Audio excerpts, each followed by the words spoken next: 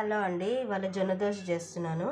నేను జొన్న రవ్వ తీసుకున్నాను. జొన్నలైనా తీసుకోవచ్చు. 1 కప్ 2 కప్స్ జొన్నలు, 1 కప్ మినపప్పు, 1/2 కప్ అటుకులు, 1 టేబుల్ స్పూన్ మెంతులు.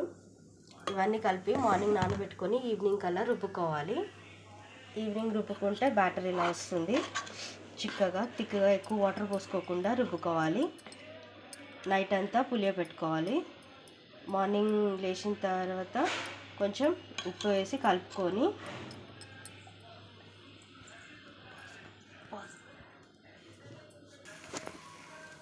కొంచెం థిక్గానన్నా కొంచెం సన్నగానన్నా వేసుకొని ఇట్లా దోశలాగా తిప్పుకోవాలి.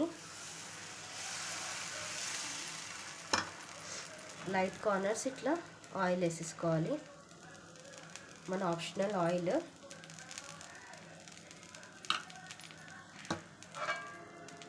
ఇట్లా అయిన తర్వాత కొంచెం ఇట్లా ఢక్కన పెట్టుకొని కొంచెం వేగనియాలి.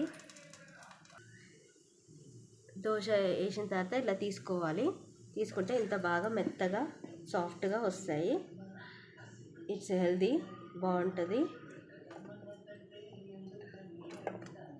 పల్లి చట్నీతో.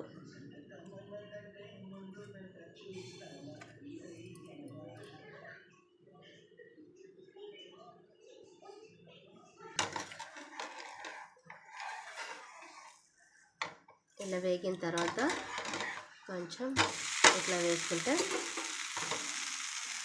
మంచిగా వేగుతుంది, కలర్ బాగా వస్తుంది. ఓకే, అయిన తర్వాత